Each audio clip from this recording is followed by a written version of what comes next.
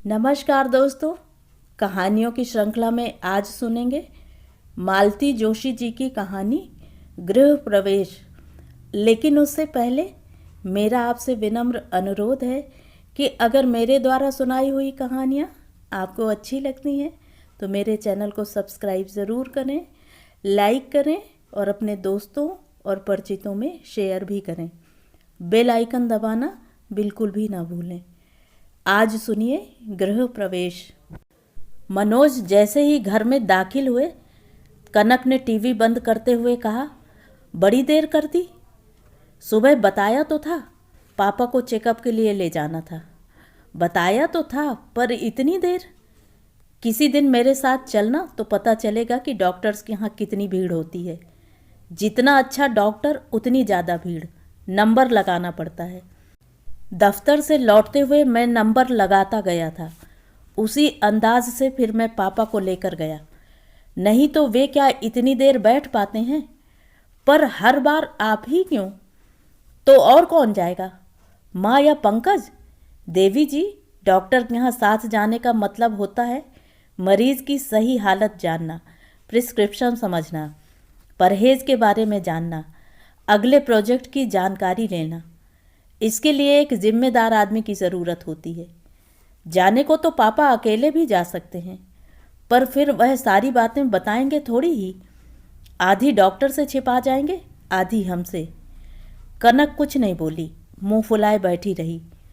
मनोज ने जूते उतारते हुए कहा, और एक बात साफ बता दूं मैडम, मैंने सिर्फ घर छोड़ा है, घर के लोग नहीं। उनके सुख दुख से अब भी मुझे सरोकार है। ये घर छोड़ने का ताना हर वक्त क्यों देते रहते हैं? तुम ही उकसाती हो। नहीं तो इस समय इतना थक गया हूं कि कुछ कहने सुनने की ताकत नहीं है।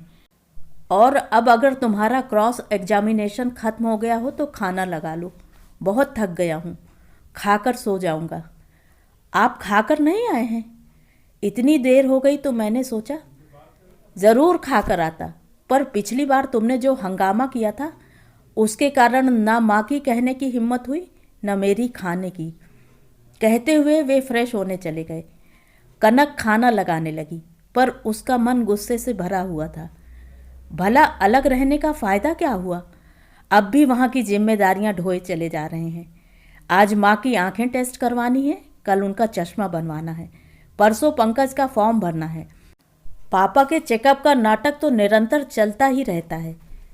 नीरज वहाँ दिल्ली में मज़े कर रहा है, यहाँ सब हम ही को भुगतना है। खाना दोनों ने बेमन से खाया। दोनों ही अपने अपने विचारों में खोए हुए थे। मनोज शायद चिंताग्रस्त थे, कनक गुस्से में उफन रही थी।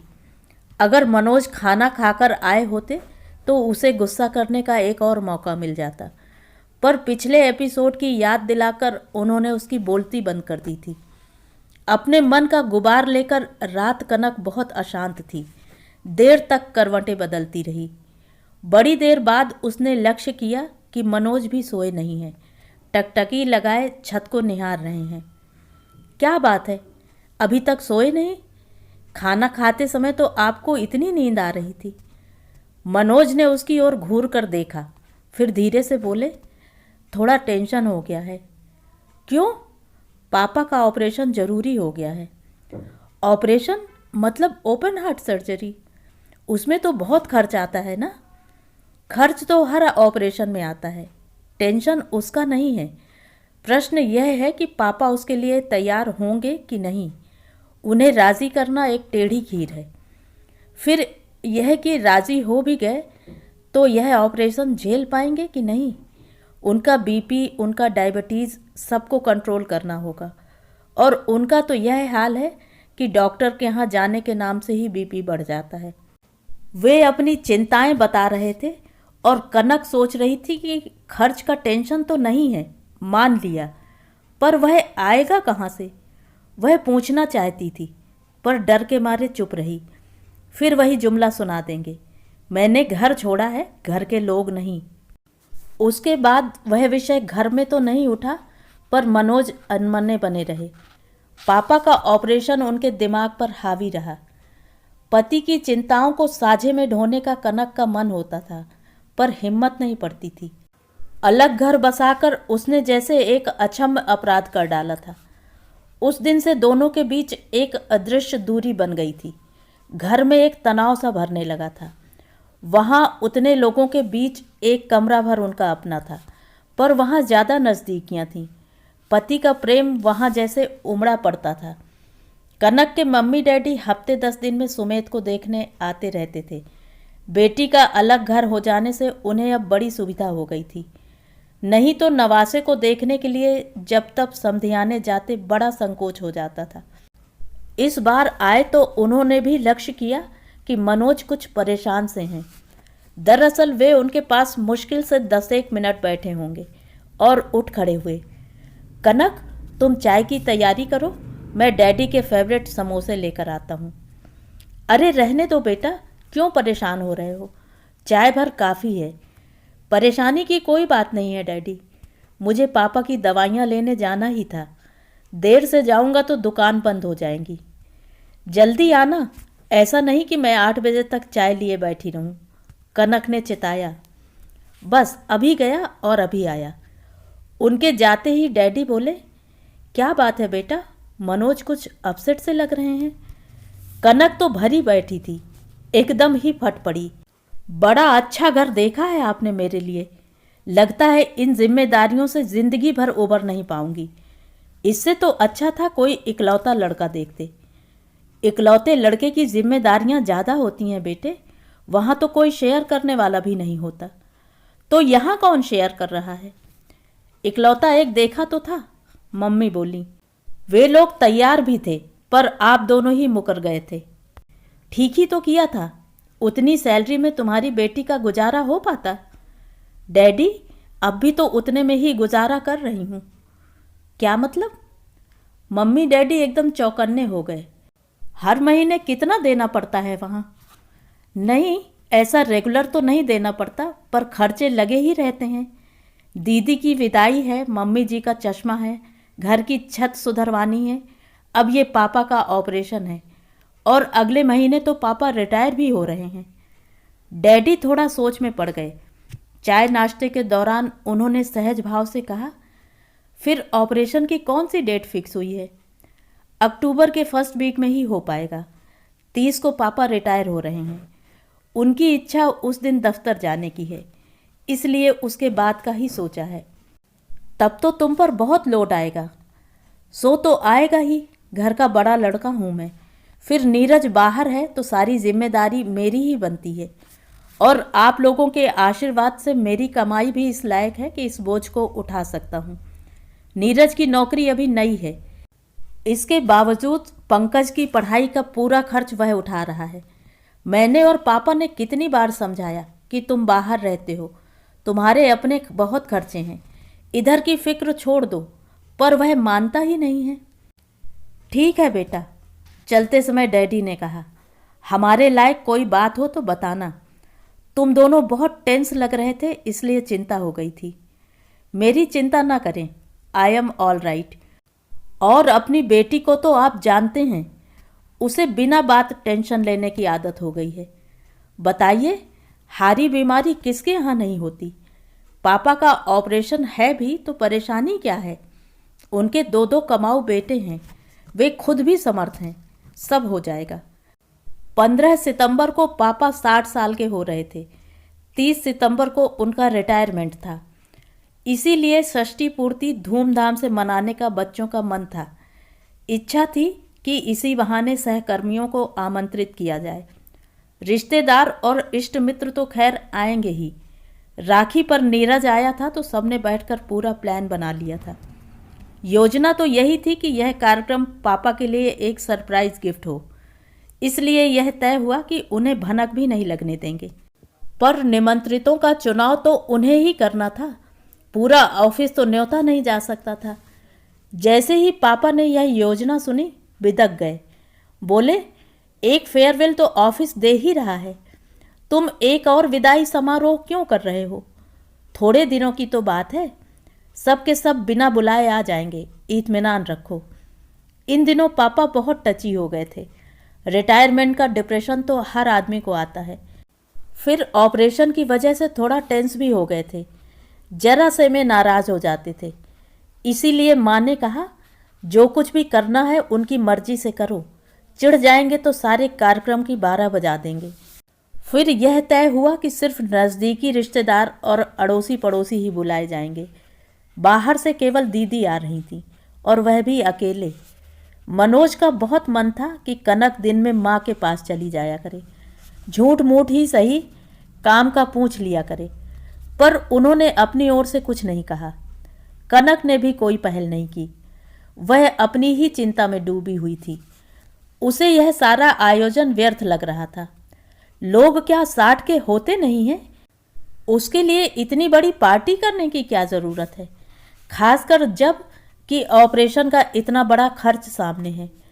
मनोज लेकिन रोज जाते रहे हैं, मेहमानों की लिस्ट बनाते रहे हैं, सबके साथ बैठकर मेन्यू तय करते रहे हैं, सबकी सलाह से कैटरर तय किया, टेंट हाउस को कुर्सियों का, प्लेट्स आदि का ऑर्डर दिया, घर की सजावट का थोड़ा सा सामान खरीदा, पापा के लिए नया रेशमी कुर्ता पैजामा और माँ के लिए साड़ी खरीदी। कनक उनकी दौड़ धूप और शाह खर्ची देखकर कुढ़ रही थी। सारी हम्माली हमारे ही सिर है। नीरज दिल्ली में बैठा मजे कर रहा है।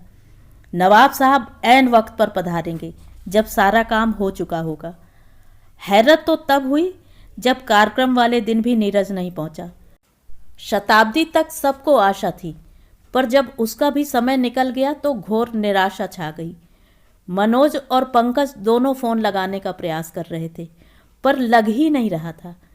सबकी जबान पर एक ही चर्चा थी, खुद ही प्रोग्राम बनाया, खुद ही गायब हो गया। कनक कुढ़ रही थी कि जानबूझकर मुंह छिपा गया है। जब वह आएगा ही नहीं तो बड़े भैया झक मारकर सब खर्च उठाएंगे। 4 बजे के आसपास एक स्मार्ट सी लड़की कंधे पर बैग लटकाए घर में दाखिल हुई। पंकज ने उसे देखते ही कहा, सारिका जी, बैड न्यूज़, नीरज कुमार नहीं आए। उसने हंसकर जवाब दिया, it is no news my dear, at least for me. मैंने ही उन्हें मना किया था।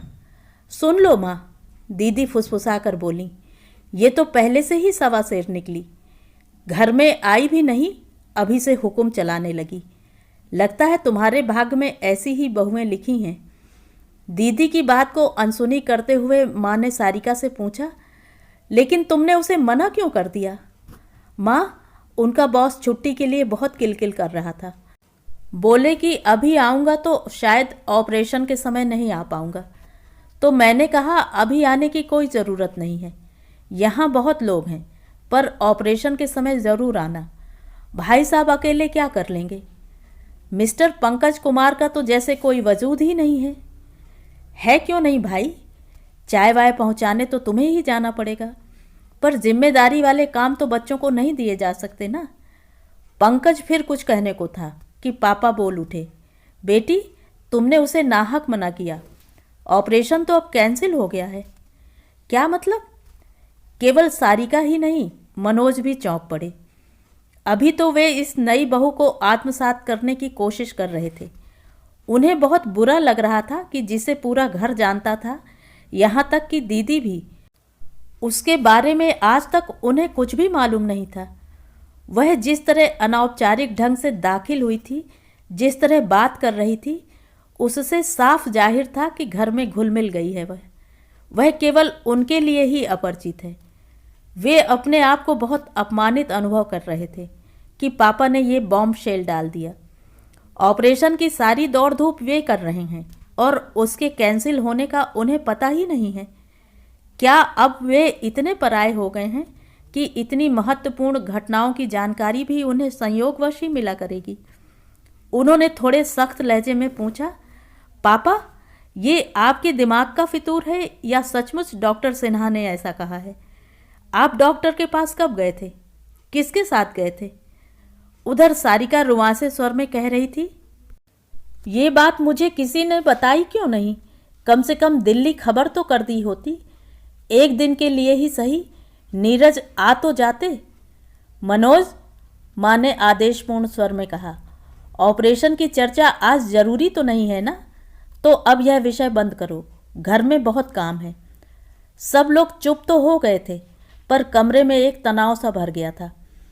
उसे हल्का करने की गरज से पंकज ने नाटकीय ढंग से कहा, Sarika ji, may I have the pleasure to introduce you to my भैया एंड भाभी and little prince Sumant. Sarika ने चेहरे पर एक मुस्कान ओढ़कर तुरंत मनोज और कनक के पैर छू लिए। फिर दीदी के पैर छूते हुए बोली, सॉरी दीदी, आपको भी प्रणाम करना भूल गई थी। मनोज ने भी वातावरण को हल्का करने के लिए कहा, पंकज, यह परिचय कार्यक्रम तो अधूरा ही रह गया। मुझे भी तो पता होना चाहिए कि मैं किस हस्ती से मुखातिब हूँ। बड़े भैया, कुछ न पूछिए, पंकज ने उसास भरकर कहा। यह हमारे परिवार पर मंडराने वाला संकट है। छोटे भैया की बुद्धि पर सचमुच तरस आ रहा है। इन्हें देखकर विश्वास हो जाता है कि प्रेम अंधा होता है। बाप रे, ये पंकज क्या वाही तबाही बके जा रहा है।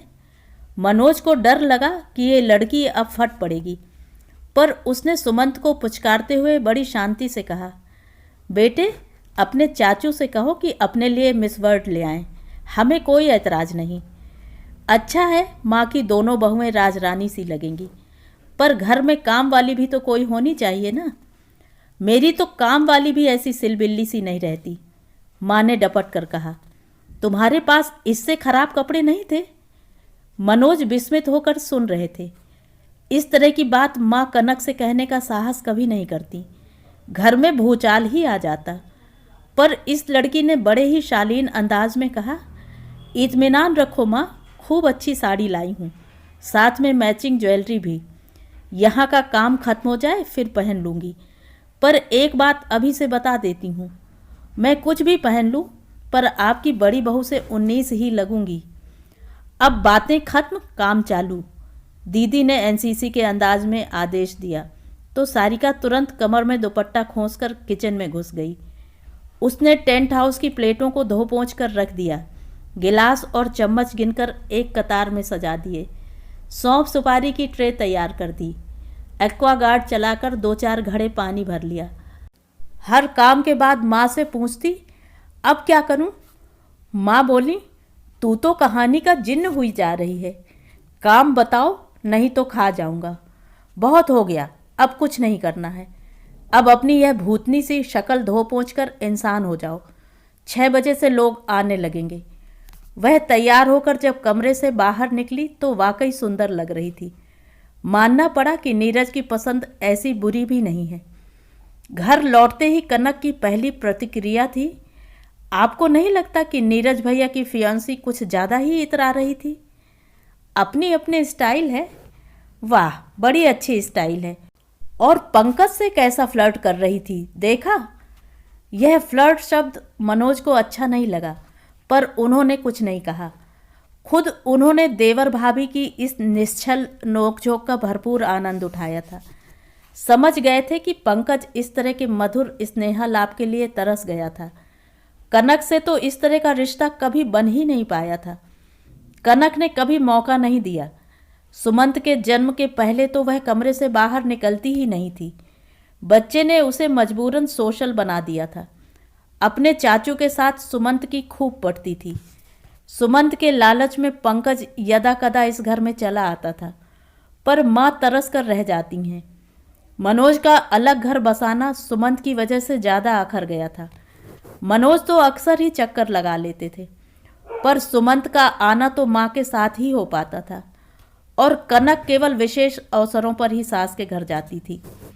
दीदी दोनों बच्चों को छोड़कर आई थीं, इसलिए तीसरे ही दिन चली गईं। मनोज ने सुबह घर से चलते हुए ही बता दिया था कि वे दीदी को ट्रेन में चढ़ाकर ही लौटेंगे। कनक से पूछा भी था कि स्टेशन चलना चाहो तो चक्कर घर का लगा लूँगा, पर कनक के पास तो न चलने के 100 बहाने थे। वैसे मनोज ने भी केवल औपचारिकता ही निभाई थी, नहीं तो इसी बात पर झगड़ा हो जाता। दीदी एकदम तैयार थीं। मनोज के पहुंचते ही बोली, चलें? अरे अभी बहुत टाइम है, स्टेशन पर बोर होंगे। माँ बोली, मेरा ख्याल है तुम लोग निकल ही जाओ। क्या फ़ायदा, इसका ध्यान वहीं गाड़ी में ही अटका रहेगा। मनोज को बड़ा आश्चर्य हुआ। अन्यथा होता तो यह था कि माँ आखिरी क्षणों तक दीदी को अपने पास रोके रखना चाहती थी और बाकी लोग जल्दी मचाने लगते थे। स्टेशन पर आकर मनोज ने कहा, लो, वैसे भी हम बिफोर टाइम आ गए हैं, ऊपर से ट्रेन आधा घंटा लेट है। तुमने घर पर इतनी जल्दी मचाई कि इंक्वायरी से पूछ भी न पाए। वैसे भी वे लोग कौन सा तुरंत जवाब देते हैं। जल्दी आ गए हैं तो कोई बात नहीं, आराम से बैठकर बात कर लेंगे। वैसे भी इन दिनों इतनी भागम भाग मची रही कि तुमसे ठीक से बात ही ना हो पाई। हाँ, इस बार तुम्हारा मेरे यहाँ आना भी नहीं हो सका। कनक कहती ही रह गई। मनोज एक सफ़ेद झूठ बोल गए। पता नहीं दीदी ने यकीन किया भी कि नहीं। ऑपरेशन के समय आओ तो मेरे पास ही रुकना, अस्पताल में आने जाने में सुविधा रहेगी। ऑपरेशन पहले हो तो बाकी बातें बाद में सोचेंगे। हाँ, उस दिन पापा एकदम से क्या कह गए थे, मैं पूछना चाह रहा था पर माँ ने बात ही नहीं करने दी। पता नहीं क्यों जिद ठाने बैठे हैं कि मैं अपनी पसीने की कमाई डॉक्टरों पर नहीं लुटाऊंगा। 1,00,000-1,50,000 कम नहीं होता। लेकिन उनकी कमाई को हाथ कौन लगा रहा है। उनका कहना है कि मैं बच्चों को टेंशन में नहीं डालना चाहता, न उनके लिए कर्ज छोड़ना चाहता हूँ। दिन भर बैठे बैठे माँ को हिसाब समझाते रहते हैं। कहते हैं ग्रेच्युटी की रकम फिक्स में डाल देंगे, उसका ब्याज आता रहेगा, पेंशन भी मिलेगी, तुम्हारा काम चल जाएगा, बच्चों को परेशान मत करना। पंकज से कहते हैं 2 साल सब्र से काम लो, फिर तुम अपने पैरों में खड़े हो जाओगे। तब तक माँ की आय में गुजारा करना, भाइयों के आगे हाथ मत फैलाना, उन्हें अपनी भी गृहस्थी देखनी होती है। ये एकदम से क्या हो गया है। अगर वो ऑपरेशन से डर रहे हैं तो यह डर उनके मन से निकालना होगा। दीदी, ये ऑपरेशन बहुत ज़रूरी है। मैं तो इतने दिन रुकने के लिए भी तैयार नहीं था, पर आखिरी दिन तक ऑफिस जाने का उनका मन था। दफ्तर वाले भी कोऑपरेट कर रहे थे, इसलिए चुप रहा। पर अब ज़्यादा टालना ठीक नहीं है। जितनी देर करेंगे कॉम्प्लिकेशंस बढ़ते जाएंगे। तुम्हें एक बात बताऊं, पापा कहते हैं कि मुझे मरना मंजूर है, पर बेटा मेरे लिए ससुर के आगे हाथ फैलाए, ये मुझे मंजूर नहीं।